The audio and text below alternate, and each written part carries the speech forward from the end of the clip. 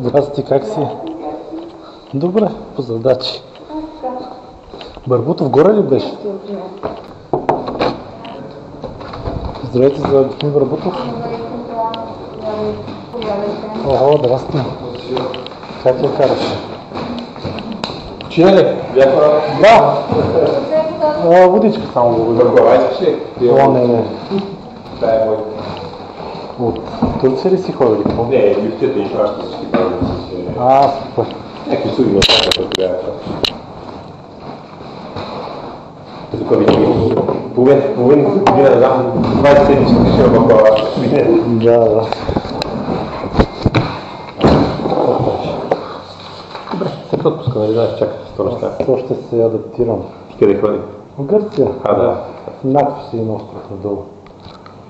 Беше много готино, но Някакво време беше и аз. Бях горе по разпровал, там не е враснал. Супер. Ще миналата година ще трябва къща и ремонтира и тази нещо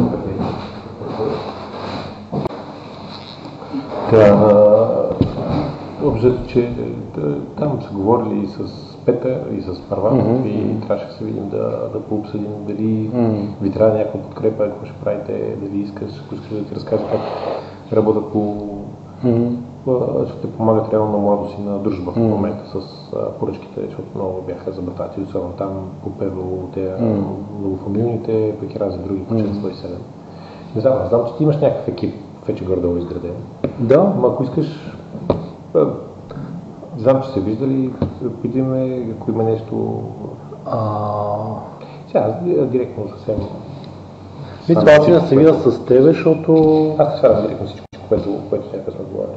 И с моят като говорим, има 2-3-4 фирми, които ни помагат на базата. Сега даряват някакъв за ясен и така нататък. Ние гледаме, някъде има къде да ги бутнем. Едната ти го познаваш, Боби, който мисля, че си строи залата в момента. Арт-строи. Другия е Жоро Николов. Жоро Николов се работи заедно, това от Алп. Да. И така. Аз мисля в негова фирма. В фирма, с която работи. Заечки. Коя е фирмата? Заечки, окей. Благоевградска. Различна такива. Сега, никъде, на всички някъде съм казал, те, като ние правим квадрация, никъде никой нищо не обещаваме, явяват се, никъде нищо не е на всяка цена. Ако примерно цената им е 600 от 7 кандидати, няма как да стане. Няма никой да прави свинствени, да изгърми 5 фирми, да стигне до 6-тия и така нататък. Но ако можем да ги включим или да са някак там, правим нещо за тях. Сега те как... други фирми има ли? Има 3 или 4 общо. Имаме Заячки, имаме на Боби, той с 2 фирми. Има, ще кажа, още 2 има. Боби Беширов, да. Той е Сатстрой с Марпор, с Electricity. Сега,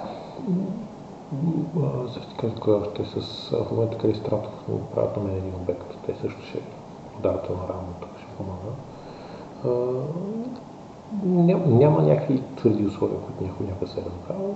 Сега горе-долу на другите места, половината, примерно, в твоята администрация, каквото има нужда там за твоите разходи, половината за партията. Като някъде, това не е нещо фиксирано, твърдо, ако искаш нещо да помагат, те си имат там някакви разходи, които им трудят.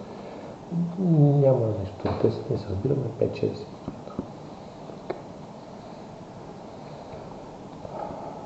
Иначе тези и Петър, те изправят цялата документация, после влиза си или в комисия, ако ли вкараш, изкарва протокол с решение. Някой ми беше казал и Сежур Николов на Султанова. Да, на Татьяна Султанова, този мъж е Стефан Сивев.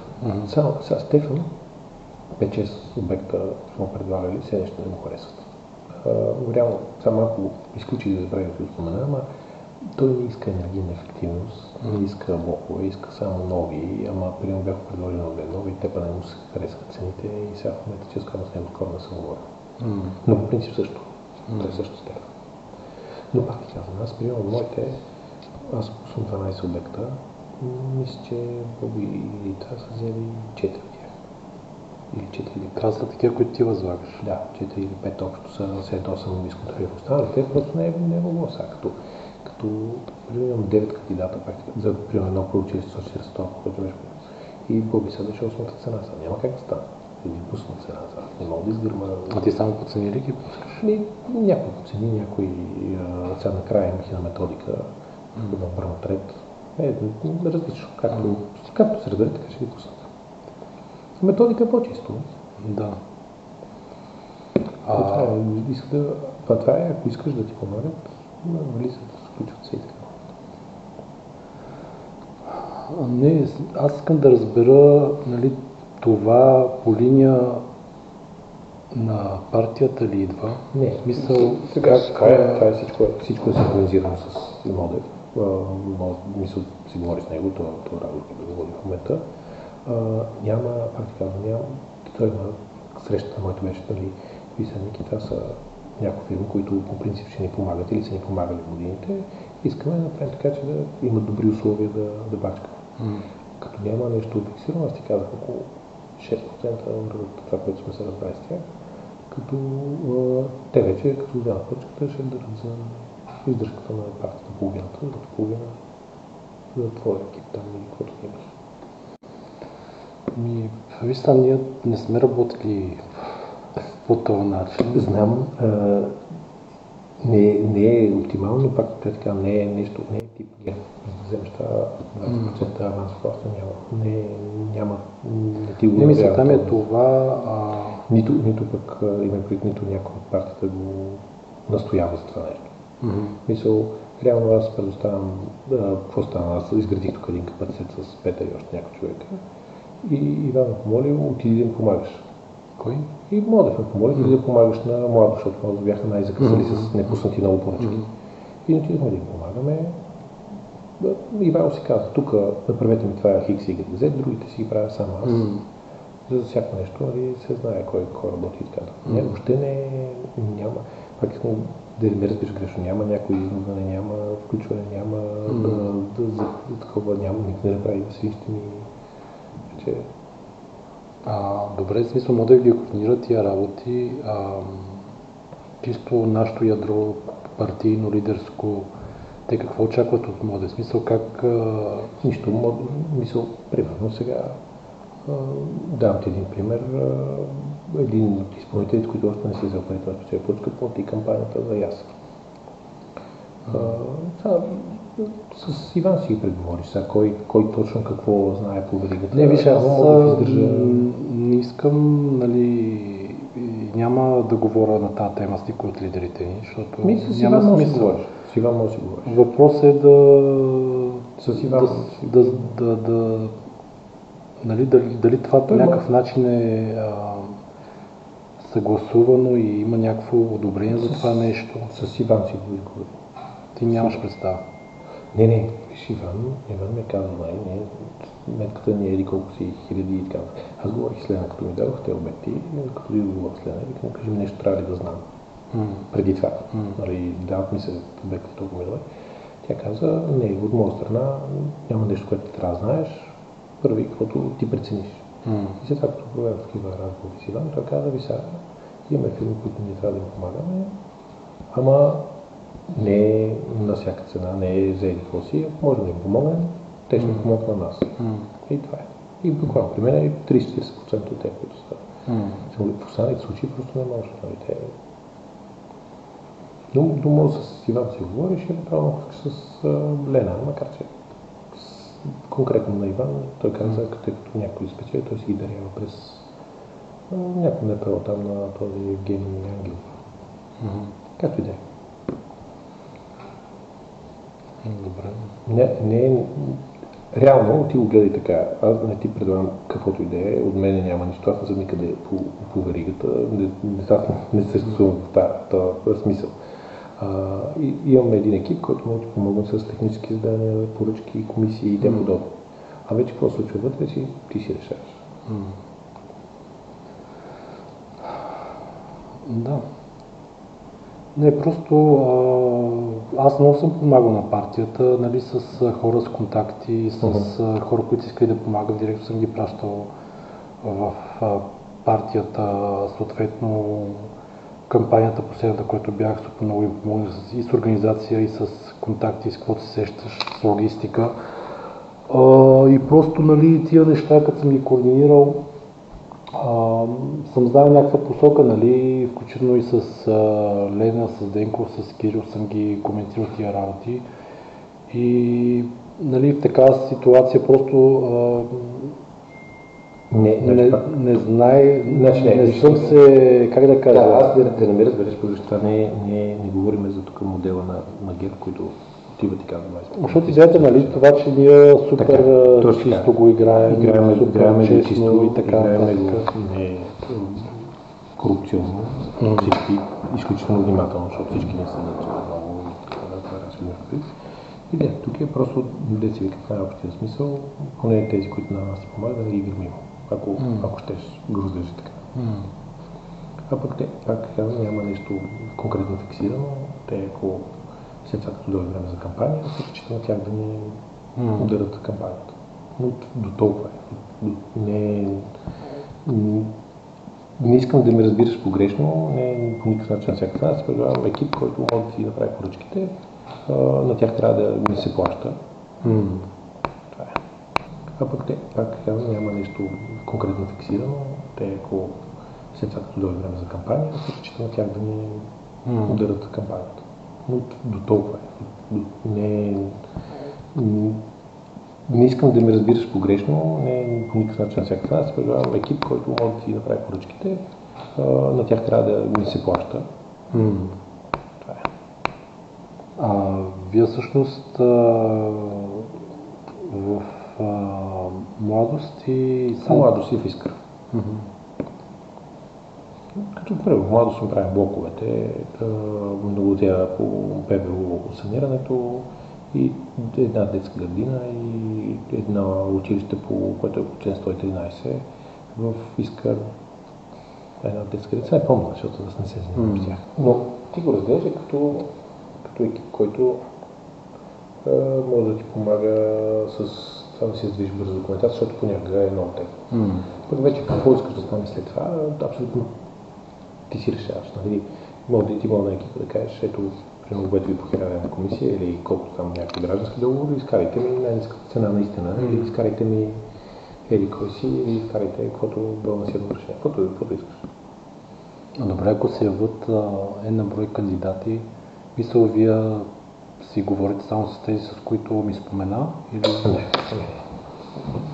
Мисля, се явят, при практика, ако се явят, чая поръчка, детска градина, явяват се 1, 2, 3, 4, 5, 6, 7 примерно. И нашия, ако някой, който примерно ти казва, Боби е тук. Ако Боби е тук, се вижда тези документи добри ли са. Ако имат пропуски, комисията ги отстранява. Заради пропуските и печели този. Ако документите са имперфектни, те си отиват си на някакъв от тях, нали преглеждат се как. Ако говорим на най-ниска цена. Ако гледаме след това, примерно, ако имаш техническо, сега, гледа се на това дали може да се повече точки, колкото другите, за да има по-добър шанс. Ако цената му, като му дадеш 45 точки или 50 от 50 възможни, на този 45, обаче на цената на този по-ниска, пак той си печели. А вече имаш преди дали ако спечели някой друг, ходим да говорим с него, не изнудваме и няма такова. Сега в един от моите случаи бяхме отстранили един, който тръгна държали една от поръчките и те се видях с него и обзето го казаха, тук ако може да жалбата и след това за една друга поръчка по-малка, за едно читалище. Защото там беше пък фаворит, просто едно, че му се даде и така. Няма, не е този модел, където ако искаш да станат нещата, даваш или не. Добре, тия пари за кампании, за такива работи трябва, така ли? Иван сега, какъв си говорим, каза, че издръжката в момента на цялата партия, всички офиси по областни градове и те подаме към 300 000 на месец. И сега пише за ясен, дигитален. Но тук, ако не искаш да водим по никакъв начин този разговор и кажеш, че имаш капацитет, няма да продължавам. Не е нещо... нали, защото сега с теб се познаваме, нали, някой да идва от твое име. В смисъл, няма лошо, аз и Жоро Николов много добре го познавам и така нататък. Въпросът е, че исках аз и за това, защото ние и тази седмица пускаме някакви поръчки. Той Жоро е един от тези, които идва да иска да се види с вас, да помага, но примерно и да вземе някой да работи някакво добре. Това е Жоро, но те са, пак ти казах, тук в Тала. Иван ми каза, кои са Стефан, Тони, Боби Веширев. Да, той ни прави залата сега. Той е член, Боби е бил Делино. Беше председател на Общински съвет, ама той от ПП ли е? От ПП, да. Член е на ПП.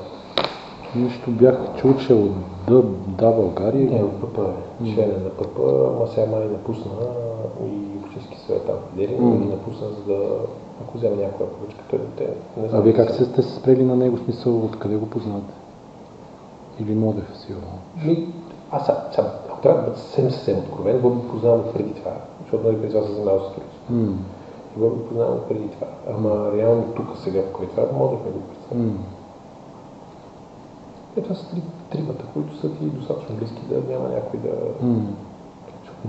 Никой не ходи при някой друг, примерно, който ти падне, не си някакъв густра. Никой не ходи да иска нещо.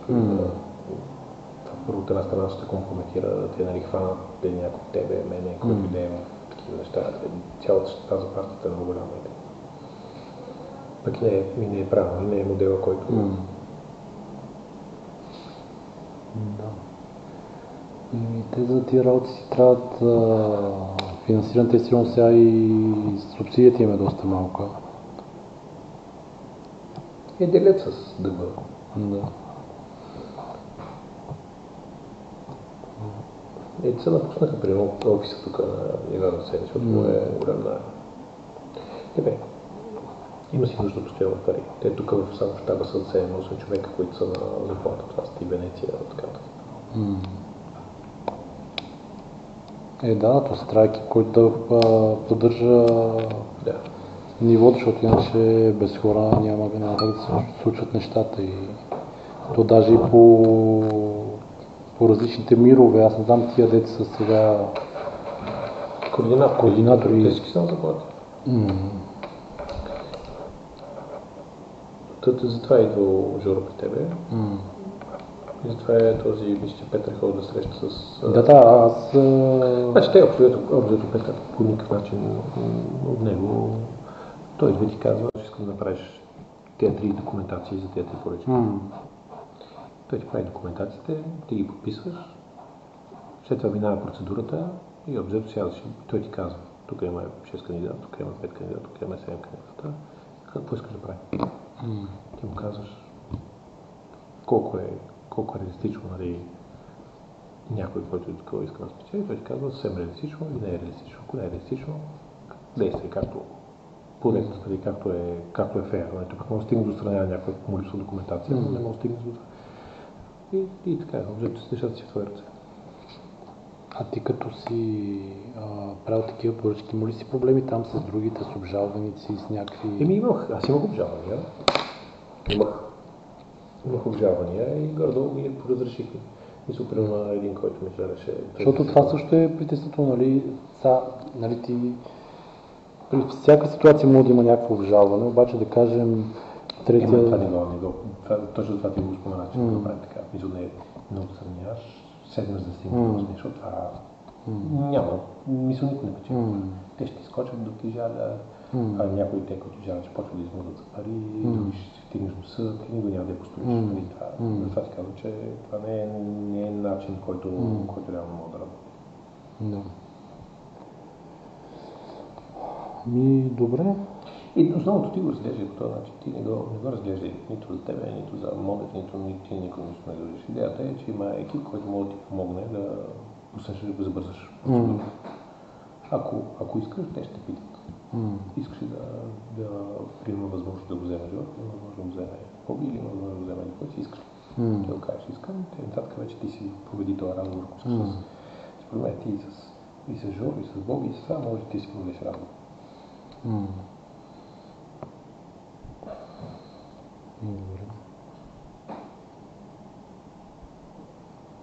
какво бюджета? Че никой не знае. Никой не знае какво предстои, че един колко часа да кое ще ходим. Ти ще дойдеш ли на оперативката? Виждаме се на оперативката, че ме извикаха стране. И аз нямам какво толкова много да кажа, но кмета настоя нещо да дойде. Помагам с екипа, който се направил, този екип, който... Да, не, то... Защото не е лесно, като за първ път се сблъскаш и аз се сблъскам за първ път. Цялата тази процедура на обществена поръчка, подготовка на документация, затова тега да процедури. Виж сега, за мен аз пак така, аз съм лоялен към партията и помагал съм по всякакви начини, но въпросът е за мен, нали, да се... винаги да съблюдавам законността и да останем верни на принципите, нали, за които сме избрани, защото нали, сме с заявки за нещо тук няма, ново. пак казвам, тук не е целта, нали, нещо да... И това аз казвам, например, нещо